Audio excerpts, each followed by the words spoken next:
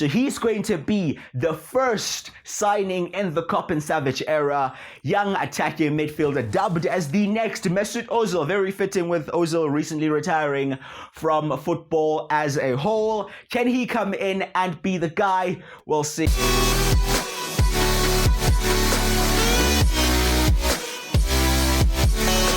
We can finally breathe a sigh of relief. I'll be real, a part of me still cannot believe how yesterday went down, but we are in the Bundesliga next season despite finishing 16th. So today's just going to be a season roundup where we go through all the competitions and see how we did compared to other teams who won all the other competitions and just set the groundwork for next season. We're also going to be getting into some transfers because I know that's what most people are excited about. Anyway, Werder Bremen and Bochum are down.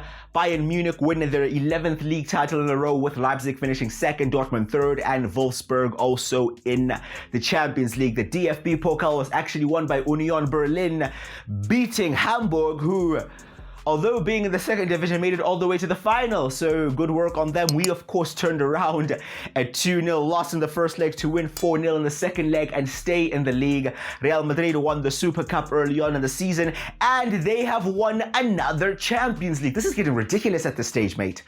They beat Milan there, and Inter win the Europa League in an all-Italian final, beating Roma, and in the Conference League, Villarreal beat Real Sociedad to win the Conference League. Now, team of the season in the Bundesliga. I doubt we have anybody in here. First up in goal is Manuel Neuer. Then we have Angelino, David Rome, Ben Sebaini, and Riddle Baku as the back line. That's a very interesting back line. Leroy Sané, Dominic Schloboschlei, Leon Goretzka, and Luka Bacchio. And we have Rafael Borre and Sadio Mane up top. Yeah, I don't know about the team. Sadio Mane has also won the Golden Boot there with 19 goals in the Bundesliga, showing that he can replace Robert Lewandowski. We also have Gregor Kobel winning goalkeeper of the tournament despite not being in team of the tournament, and Andre Silva from Leipzig winning player of the tournament again despite being in the team of the tournament. Very strange decisions here. We're just going to go through the stats and see exactly how the players performed in the league. Mane and Borre actually share the Golden Boot on 19 goals, and Andre Silva in third with 18. So he wasn't too far from the top. Trying to see if we have anybody here in the standings. No, nobody at all. Nobody even getting 9 goals for us. Wow. Poor. Yeah. Looking at the assists. Do we have any representation here, lads? Well, there's Thomas Oweyan with 5. And we have Dominic Drexler with 4. So, at least we're amongst the names. And as for clean sheets, yeah, this is very unlikely that we have anybody here. We have Shvolov with 1 clean sheet in 25 games for him. Wow. Let's just go into the more in detailed stats here to see exactly how our squad performed. Starting off with appearances, we have Cedric Brunner and Alex Krall with the most appearances this season, both getting 30 appearances, so they were clearly mainstays in the team. Thomas Oweyan not too far behind them with 29 appearances. As for goals, we have Michael Frey getting 8 goals, all in the Bundesliga, so he wasn't too far away from that top 15. 8 goals in the Bundesliga, still not good enough. We have Sebastian Polter with 5 goals all season. We have Tim Skarka with 4. And we have Ziegler with 4. Despite only playing 9 games, he has 4 goals for us. So fair play to him. Polter also getting 4 goals there for us. As for assists, Thomas Oweyan tops this metric with 5. Then we have Dominic Drexler with 4 and Tobias Moore with 3. Probably 3 out of the 5 of those Oweyan assists are probably from corners, or like 4 out of 5. It was getting ridiculous towards the end. They're very effective. Then clean sheets, we actually have 5 clean sheets somehow. I don't know how that worked out, but hey, it is what it is. Now, these are the players with contracts running down. We of course have quite a few players in on loan. They'll be returning to their parent clubs, including Michael Frey, who I kind of want to sign. I cannot lie, I really am thinking of signing him. He did come into the DMs, yes, slide in and make sure his intentions were known that he wants to stay. But we'll see. Unfortunately, Sima Taroda retiring at the end of the season, but can go out with his head held high with that massive contribution in that relegation playoff. But quite a few players will be going, but that can also be a good thing because that means a lot of wages will be freed up. Going to be looking at the objectives here to see exactly what we got completed or not. Yeah, it was a long season, boys. There was a point where my managerial rating was in the red zone, yeah? But we are somehow there. I don't know why they said we didn't avoid relegation, because we did. So that's an objective we completed, and we completed the objective of finishing with however much money they wanted us to finish with. So we have 2 objectives completed, and that's important because that means we can then give out contracts to 2 players, and one of the 2 players will be Dominic Draxler here. This is just a method that I have implemented into my career modes, and we'll get into it in more detail as I break down the full rule set that we'll be using here. Per objective completed, we can give out a contract, which makes objectives just more important, right? So Dominic Draxler has the 2nd most assists for us, and to be fair, we should be keeping as many creative players as we possibly can keep here at Schalke. I'll be looking to give him a 2-year contract extension with the same wages, so no increase there, and he's happy to take up that 17k a week, so that doesn't increase our wage bill or decrease it. Martin Kaminsky, I'll be honest, this guy towards the end was a bit of a liability. However, he's the only left-footed centre-back we have, and the plan is to have him as backup moving into next season. Definitely not starting. He may come in for a game here and there, although we're going to give him an important squad role just so that he can stay.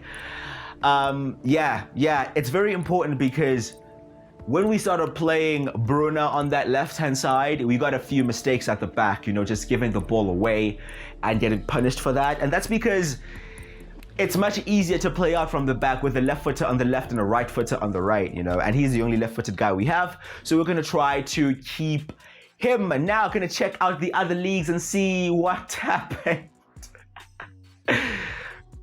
Tottenham Hotspur.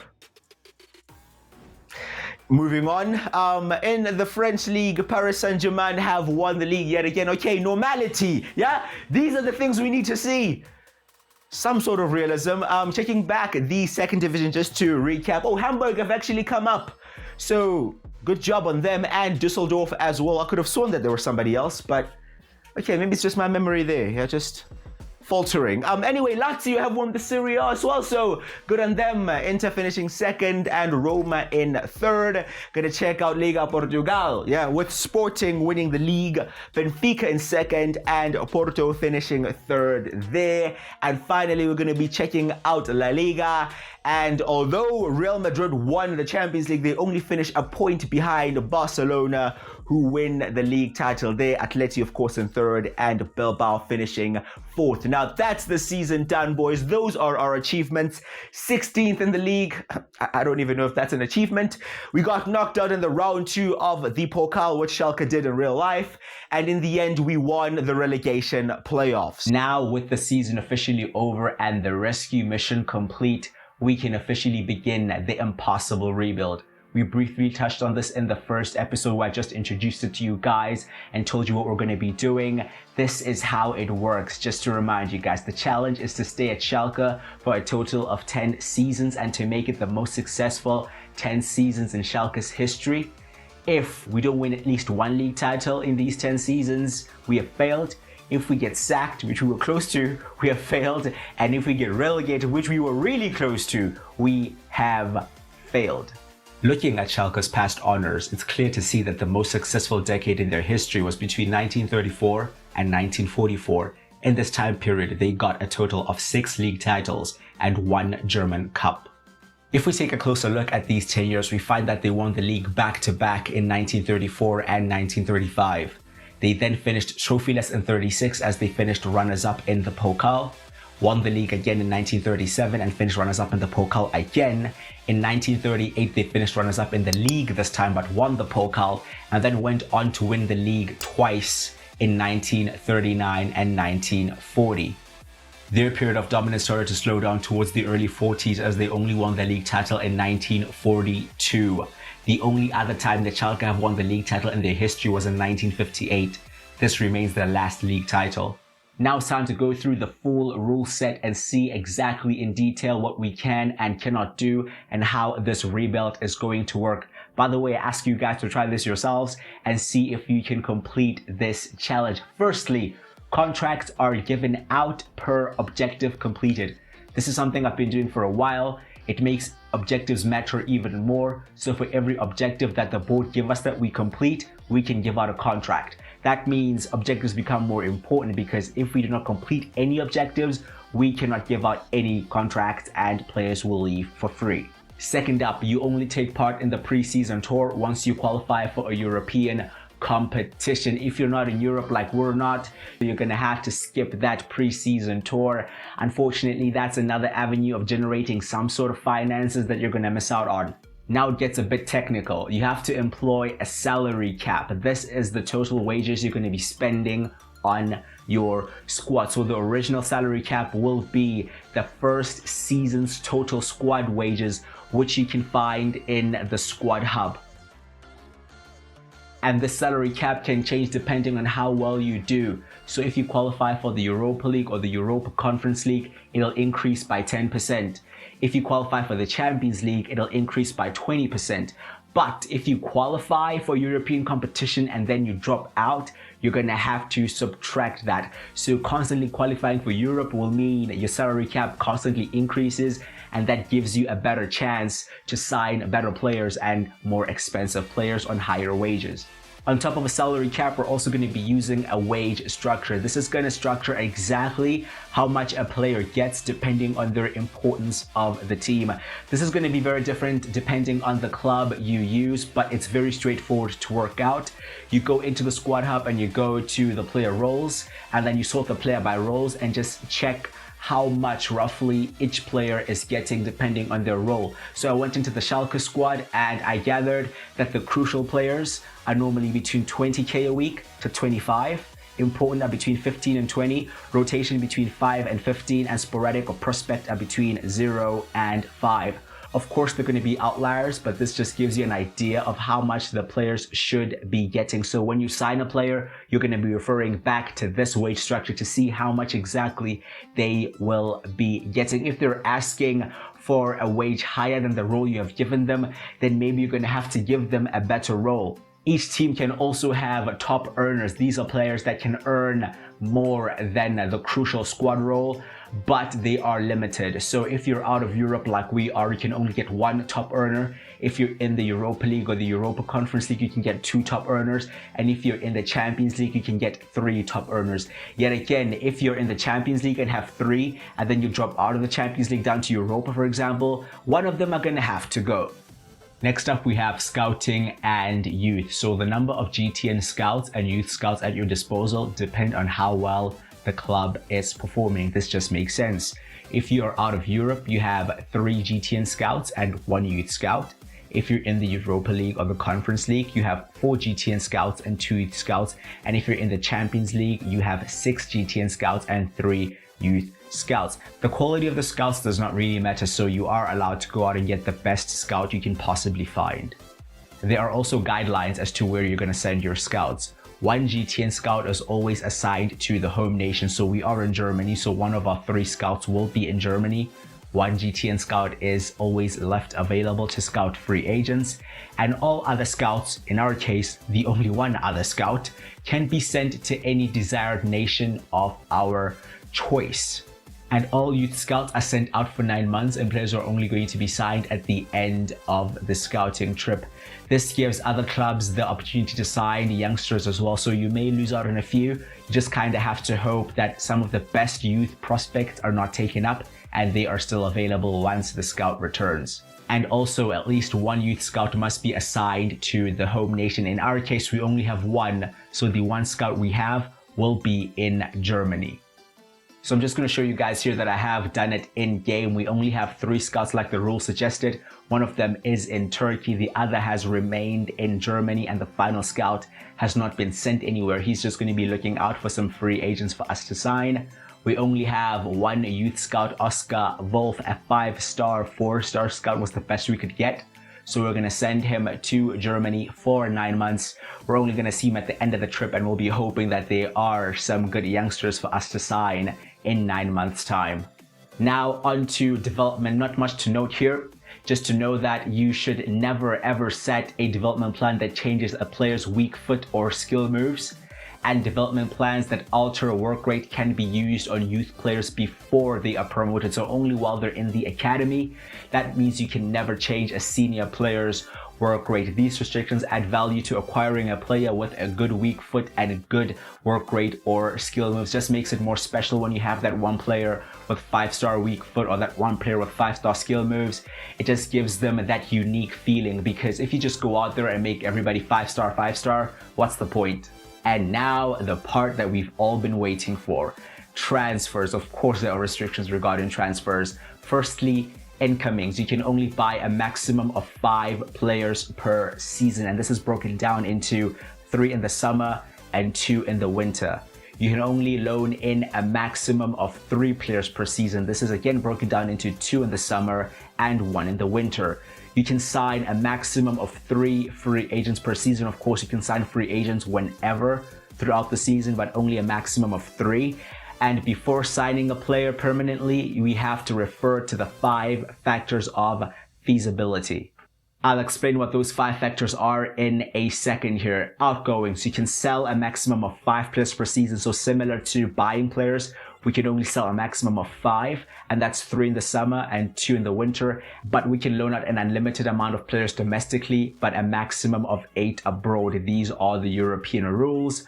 And all these rules exclude situations involving release clauses. So if we've already sold 3 players, for example, in the summer, and somebody executes a release clause, we cannot really control that. So the player may have to go and we will have to find a replacement. So in those special situations, we will then perhaps sell 4 players and buy 4 players in one window. And now the 5 factors of feasibility. This is going to be something we refer to before every transfer happens, just to see if a transfer is realistic or not, especially looking at players that we are trying to buy. First off, we have league reputation. So of course, the best players want to play in the best leagues. And considering the 2 clubs involved in negotiations, whichever club are playing in the better league are going to get a point in this metric. Second off, we have level of European football or recent success. So teams that are currently winning trophies and are currently playing at the biggest stages in the Champions League and get into the later rounds in European football are more likely to attract players. Third of all, we have the size of the club. Now, these are broken down into 4 categories. The first category is one of the biggest clubs in the world. This is where you find Real Madrid, you find Barcelona, you find Bayern Munich, you find Manchester United. Second, you have one of the best teams in their league. So this is where you find the likes of a Manchester City, you find an Atletico Madrid, you find a Dortmund. Third, we have usually qualifies for Europe. So this is where you find the likes of Leipzig, Sevilla, Tottenham, Arsenal. Then we have a mid-table or fighting relegation, which is where we currently fall into. It's just the teams that are there in their league. They never really qualify for Europe. They may qualify once in a while, but are normally around mid-table or fighting against the drop. The fourth one is broken down into 2 subcategories. Firstly, how good the other team is compared to yours. So you're going to be looking at the overall of the teams in team sheets. Whoever has the higher overall, of course, are the better team. But you can also consider the amount of game time offered to the player in question. So this is going to be analyzed on a case-to-case basis. So for example, if we go out there and try to sign a player from a team that are bigger than us or better than us, but it's like a player they never use, then that is realistic, because it's a player we're going to be giving more game time. And also, if a big club come in for one of our players and they are never going to play them, that doesn't make sense for the player to go there. So that's where we would also get a point. And the last factor is whether the player has any connections to the club or league. This may be us signing a German player, for example, that's playing in a different league. They are going to have a tie to our club. Or if we're signing a former youth player or a former player that played for us, they're more likely to come than not. So before each transfer, you go through these categories and you get a point for each criteria in your favor. And you're going to need at least 3 points to proceed with the decision you want to make. either you going out and buying a player or you rejecting a bid from a team that wants your player. And just to note, you never have to sell a player who has signed a contract in the past 12 months. Again, emphasizing the importance of contracts. If you have watched any of my career modes in the past, you would know that I use authentic league squad rules for every league that I play in. So in Germany, each club are required to have at least 12 German players in the squad, and they are also required to have 8 homegrown players and 4 club trained players or players from their academy. Another rule that I haven't seen included in this article is that each matchday squad are allowed a maximum of 3 non-EU players or non-European Union players. These are mainly players from South America, Asia, and Africa. So Germany really promotes the concept of using local players instead of buying from the outside. So there's the Quickie Krusher Impossible Rebuild rule set. Are you going to be taking on this challenge? Are you going to be trying it yourself?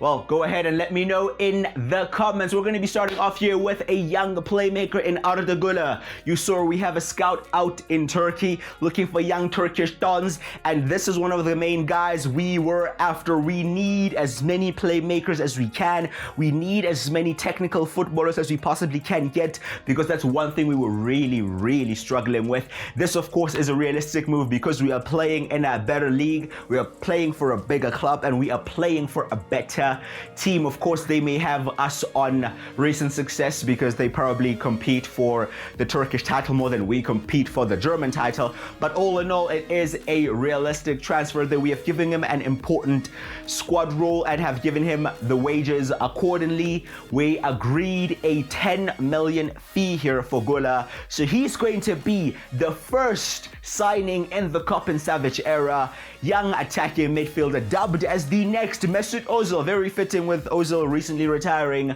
from football as a whole. Can he come in and be the guy? We'll see. Of course, with the window open, there are going to be certain guys leaving as well. We have an offer here for Polter. I'm going to try to keep him for now because we haven't brought in a striker. If we bring in a striker, then maybe I'll be open to letting him go. I'll definitely open to letting Dries Wouters go. He was out on loan, he just returned, so he can go, and Karaman can go as well. Wouters has actually been sold to Huesca there. We actually have a transfer offer here for Jordan Lawson, another player that was out on loan last season. And I think I'm going to reject this for now, just to give him a chance and see what he can provide us. He seems to be a decent player. He's a winger, which means he'll probably fit better in our more attacking formation than our more defensive one. But he seems to have some sort of quality about him. I don't want to completely shun him out the team. Let's see what he can do. And of course, nobody's going to be buying Leo Ziegler. He literally just signed a contract like a month ago, bro. So calm yourselves down. We have Vladimir Sufal, who is available as a free agent. I was in the middle of scouting him, but he has already been approached. So it's about us moving in now or never.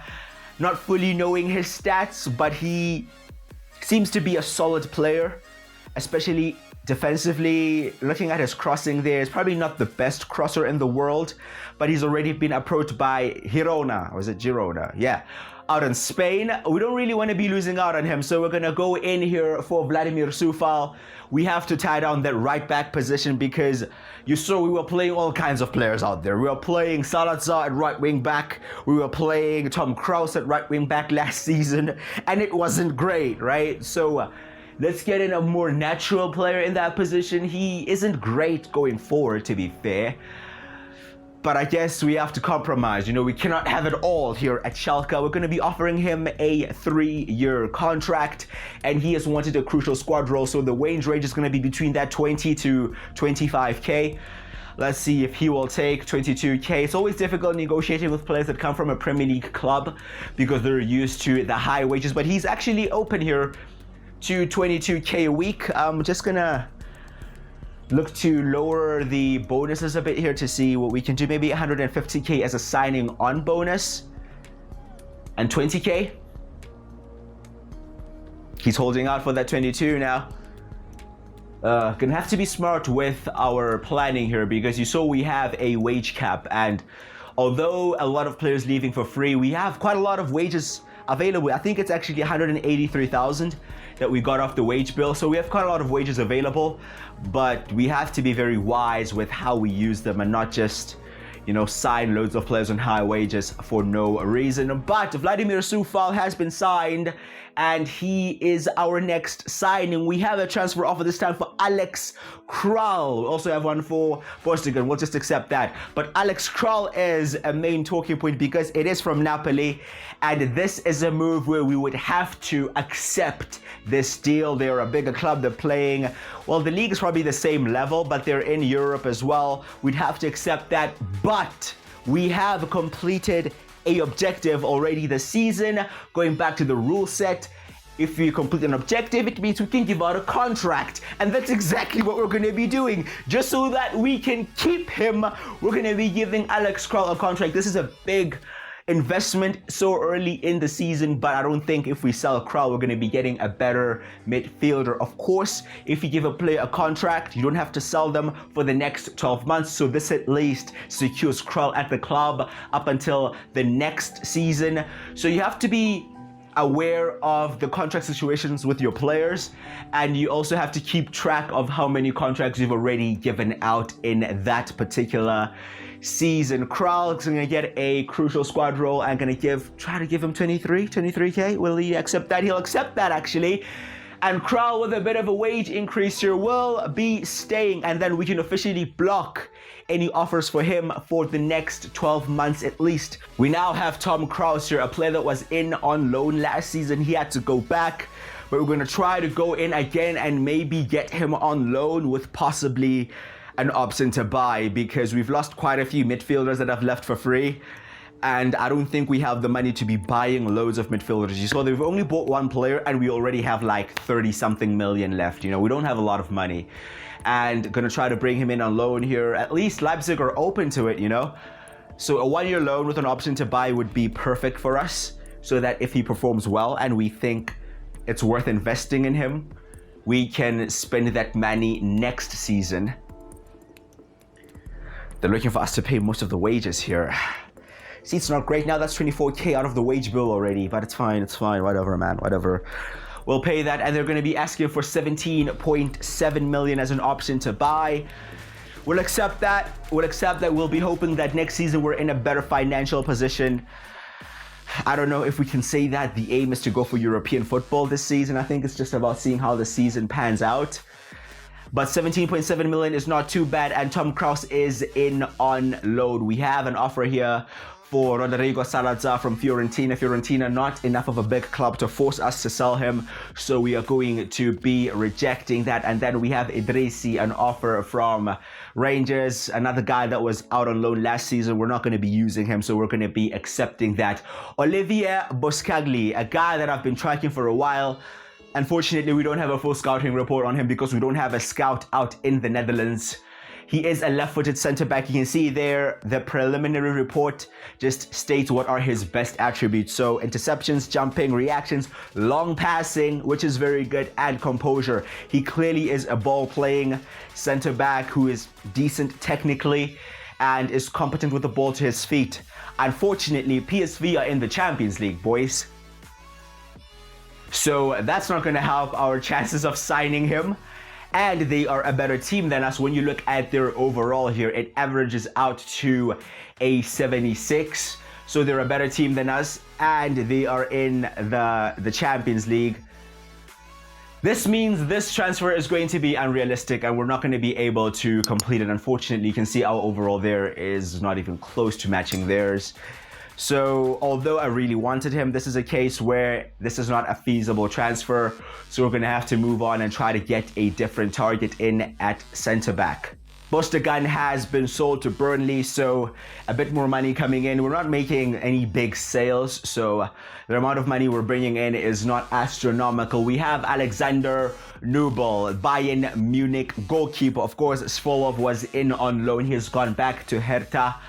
And we only have Ralph Farman really at the club. So Nubel, a former Schalke player at Bayern Munich, not going to be getting any play time at all behind the likes of Neuer and Jan Sommer. So we're going to try to get him in on loan as well. Of course, we can loan in 2 players in the summer window. We already have 1 loaned in. Going to try to loan in a Newell as well here. Also with an option to buy. Just hoping buy-in can be fucking reasonable, you know? Can we get a 50-50? He's your player, lads. 50-50 on the wages. Okay, they're open to that. As for an option to buy, I don't know. We're going to try to offer... Okay. Shut down, rejected. We'll go back in for Nubel and see if we can get that deal done. We have Dakonam Jene, centre back, free agent. Looks decent. He doesn't look great on the ball, but he looks to be more of that no-nonsense centre back, the guy that's just going to sweep everything up and be very competent, you know, at reading the game, and ideally play as the right-sided centre-back because he's not great on the ball. But let's see if we can bring him in. Of course, he's going to take up a non-EU player role in the team, especially because he's going to get a crucial squad role, which means he's going to be starting almost every game. We can have 3 non-EU players in every match day squad. We can have more than 3 in the entire squad, but in the 18 you pick to go out and play the game, you can have a maximum of 3, and he'll definitely be one of them. I'm going to offer him a 3-year contract, 31 years of age, but he's a centre-back and he still seems to be okay physically. So we're going to offer him that. I'm going to offer him 25k, the full 25, bro. The maximum we can offer a crucial player, and he'll take that. And we have a brand new centre-back. We also have sold Idrissi here out to Rangers, so about $1 million coming in. Not too much to shout about. Okay, and we're back in. Yeah, we're back in for Nubel. Round 2, yeah, can we get the deal done now? Again, a loan with option to buy. They're still fine with that. Loan him in for a year. They're still fine with that. They want us to pay 60% of the wages. Listen, you know what? I'm just going to accept it, bro, because we need a keeper. We're getting desperate now. We need a keeper. At least this time they know exactly what they want. They want a 26%. Sell-on clause as well, 18. Oh my god, bro, these guys are so difficult to deal with, but it's fine. We'll just accept that. He'll come in. I don't even know if we're going to be able to afford that much for him next season, but it's fine. Nubel has been loaned in, so at least we have a starting 11 goalkeeper who's actually better than our goalkeeper from last season. So the squad has definitely improved. So I'm just going to go through the transfers that we have done already just to show you guys that we are keeping within the guidelines and not breaking the rules. First off, we signed Arda Güler for 10 million. So far, the only player we've actually bought outright. We sold voters there to Huesca, loaned out Karaman, so that doesn't really change much. We have also signed the free agent Sufal, so that's the first free agent we signed. Krusher was the first loan player we signed. Bosdagan was the second player we sold. Jene was the second free agent we signed. Idrissi was the third and final player we sold, so we cannot sell any more players during this window. And Alexander Nubel was the second loan player. So what we have left is we can buy 2 more players and we can sign 1 more free agent. We cannot sell anybody else because we already sold 3, unless there's somebody with a release clause that I don't even know of. But we've done most of our business here, and now it's time for the training. It's time to just prepare the team as best as we can for the season. We've made quite a few transfers, so it's going to be important for us to bed the players in and get them acclimatized to the way we want to play. We really have to avoid the situation that we were in last season. I cannot emphasize that enough, bro. That was a dogfight, and I don't know if my heart will be able to take that. As for a realistic goal for the league this season, you guys let me know, what do you think? Is it possible for us to already aim for Europe? I don't think we've made many star signings or anything like that, right? So I don't know, you let me know in the comments. I think for buying players, I may still be looking at a striker because Fry has gone and we haven't bought anybody yet. So we may be looking at a striker, maybe him. But if we can find a better quality striker, then we'll definitely do that. Other than the striker, I think our business is most likely done because we have to try to save some money in order to make those options to buy permanent if we choose to do so. Because if we don't have the money to pay the clubs, then they're going to be going back, you know, and that's going to put us in another situation where we have to find in replacements. I don't know. I think we have covered most of the grounds here. Do let me know in the comments if there's an area in the squad that you think may need more investment. You know the players we have and you saw the players we brought in. But most importantly, I think it's just about the system now and the tactics and the players fitting in. Do let me know your thoughts in the comments. As always, drop a like on the video. If you have enjoyed it, and please do subscribe as well. I would greatly, greatly appreciate that. I've been with you, Krusher, and I'll see you guys next time.